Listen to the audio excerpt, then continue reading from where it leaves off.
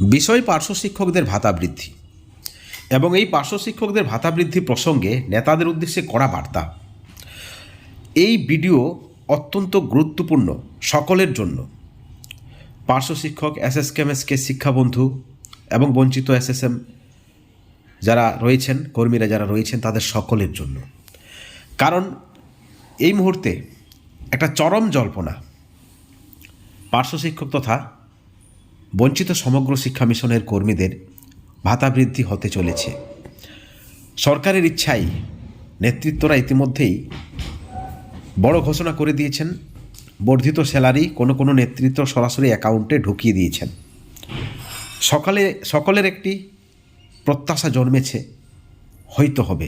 অনেকেই মুখে বলছেন অন্য কথা, কিন্তু মনের মধ্যে আশা রয়েছে যেন সত্য হয়। কেউ বলছেন ভাতা হবে 35-40, কেউ বলছেন 22-26, কেউ বলছেন 25-30, কেউ বলছেন আবার 18-22। যাই হোক, সঠিক আপডেট এখনও পর্যন্ত কারো কাছে জানা নেই। আমরা এর আগেই জানিয়েছি 22-26-এর মতো ভাতা বৃদ্ধির সম্ভাবনা রয়েছে, দপ্তর থেকে আমরা যে খবর পেয়েছি। কিন্তু নেতাদের উদ্দেশ্যে একটা কড়া বার্তা আমরা সোশ্যাল মিডিয়াতে দেখলাম এবং সেই পোস্ট মনে হলো আমরা সকলের সামনে শেয়ার করি। এবং এই পোস্ট, এই ভিডিও অবশ্যই সকল নেতৃত্বের কাছে পৌঁছা উচিত। আপনাদেরকে অনুরোধ, প্রত্যেক গ্রুপে, ফেসবুক হোক, হোয়াটসঅ্যাপ হোক, ইনস্টাগ্রাম হোক, যেখানে পার্শ্ব শিক্ষক তথা বঞ্চিত এসএসএম কর্মীদের গ্রুপ রয়েছে, সেগুলিতে এই ভিডিওটি বা এই পোস্টটি শেয়ার করা অত্যন্ত জরুরি। অনেকেই ভাববেন এই পোস্ট শেয়ার করে কি হবে, এই ভিডিওটি শেয়ার করে কি হবে। অনেক কিছুই হবে। আপনারা জানেন, রাজ্য জুড়ে জেলা ওয়াইজ বিভিন্ন সংগঠন 21শে জুলাইয়ের মঞ্চে যাওয়ার জন্য প্রস্তুতি সভা শুরু করে দিয়েছে। এবং সেই পরিপ্রেক্ষিতে একটি আসল সত্য, বাস্তব সত্য, অতি মূল্যবান কথা পোস্ট করেছেন একজন। প্রথমেই ভাষার জন্য ক্ষমা প্রার্থী এবং নেতাদের উদ্দেশ্যে বলছি, নেতার আগে মানুষ হও। কারণ ভালো মানুষ না হলে ভালো নেতা হওয়া যায় না। আর 2026-এ যদি পার্শ্ব শিক্ষকদের কিছু না হয়, প্রত্যেক নেতাকে ধরে ধরে মারবে সাধারণ পার্শ্ব শিক্ষকরা। অতএব প্রতিযোগিতা ক্রেডিটের নয়, প্রতিযোগিতা কাজের হোক। সকল নেতা মিলে সততার সাথে কাজ করলে ক্রেডিট থেকেও বহুগুণ বেশি পাওয়া যাবে। অতএব আর কোনো ছল চাতুরি নয়, কোনো নেতাগিরি নয়, পার্শ্ব শিক্ষকদের ভালো কিছু হওয়া চাই। 2026-এর পর আর কোনো কথা হবে না, মুখ দেখানোর জায়গা থাকবে না। আবার বলছি, আগে ভালো মানুষ হও, তারপর নেতা। এবং এই পোস্টটি যিনি পোস্ট করেছেন তিনি পরিষ্কার করে লিখে দিয়েছেন এই পোস্টটি শুধুমাত্র নেতাদের জন্য। সেখানে সব ধরনের নেতা রয়েছে, উল দুল মূল রথি, ডাক্তার আক্তার, রঞ্জন গুঞ্জন, কামাল ধামাল, সামাল, সার ম্যাডাম, কমজোর পাওয়ারফুল, সব শ্রেণীর নেতাদের উদ্দেশ্যে তিনি এই বার্তা দিয়েছেন। অর্থাৎ এই বার্তার মধ্যে কি রয়েছে? অনেকেই বলবেন সাধারণ একটি বিষয়, কিন্তু সাধারণ নয়। এর মধ্যে অনেক ইঙ্গিত রয়েছে। গত 4-5 দিনে যে চর্চা হয়েছে এবং আগামী 7 দিনে যে আপডেট উঠে আসবে, এবং সেখান থেকে এই পোস্টটি রিলেটেড রয়েছে, আপনারা খবর পেয়ে যাবেন। আগামী 7 দিনের মধ্যে ভয়ঙ্কর আপডেট আসতে চলেছে। অর্থাৎ একটা ইঙ্গিত আপনাদেরকে আমরা আগেই দিয়ে রাখি। আপনাদের নিশ্চয়ই মনে আছে, চুক্তিভিত্তিকদের সব থেকে বড় নেতা, রাজ্য জুড়ে যার প্রচার, যার কারণে বিকাশ ভবনের সামনে শিক্ষিকারা জীবন দিতেও প্রস্তুত ছিলেন, রাজি ছিলেন বিষপান করে। রাজ্য জুড়ে ডেপুটেশন, জেলায় জেলায়। আপনাদের নিশ্চয় মনে আছে সেই নেতৃত্বকে। শিক্ষামন্ত্রীর অত্যন্ত ঘনিষ্ঠ হয়ে উঠেছিলেন, বড় পদ পেয়েছিলেন। তিনি পার্শ্ব শিক্ষক ছিলেন না, তিনি চুক্তিভিত্তিক শিক্ষক ছিলেন না, তিনি স্থায়ী শিক্ষক ছিলেন, পার্মানেন্ট শিক্ষক ছিলেন। তিনি হলেন মইদুল ইসলাম।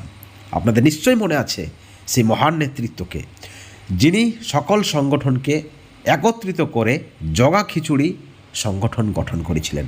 এবং সেখানে প্রয়োজনীয় হিসেবে কোনো একটি দপ্তর বা দুটি দপ্তরের ভাতা বৃদ্ধি করতে চেয়েছিলেন রাজ্য সরকার। আপনারা নিশ্চয়ই ভুলে যাননি আজকের যে পরিস্থিতি এবং সেই দিনের পরিস্থিতি কিন্তু এক ছিল। কোনো একটি দুটি বিশেষ দপ্তরের ভাতা বৃদ্ধি করতে চেয়েছিল রাজ্য সরকার, কিন্তু এই মহান নেতৃত্ব তার ক্ষমতার বলে তা কিন্তু করতে দেয়নি। তিনি পরিষ্কার জানিয়ে দিয়েছিলেন যে কোনো একটি দপ্তরের বা সেক্টরে যদি ভাতা বৃদ্ধি হয়, তাহলে আরেকটি দপ্তর তাকে তার পিঠের চামড়া তুলে নেবে। আমরা বলছি না, সকলেই বলেছেন, সরকারপন্থী নেতৃত্ব থেকে শুরু করে সরকার বিরোধীরা। উইথ এভিডেন্স বলেছেন, প্রমাণ ছিলেন। কোনো একজন পার্শ্ব শিক্ষকের কাছে বলেছিলেন, কোনো একজন এসএস কেমিস্টের কাছে বলেছিলেন, কোনো একজন বিশেষ সংগঠনের নেতৃত্বের কাছে বলেছিলেন, এবং তারপরে দেখা গেল আর কোনো দপ্তরের ভাতা বৃদ্ধি হলো না, কিন্তু অন্যান্য দপ্তরের আইসিটি কর্মী থেকে শুরু করে যারা বাংলা পোর্টাল সহায়তা কেন্দ্রে কাজ করেন, বিএসকে থেকে শুরু করে আরও একাধিক দপ্তরের ভাতা বৃদ্ধি করলেন মাননীয় মুখ্যমন্ত্রী অনায়াসে করলেন।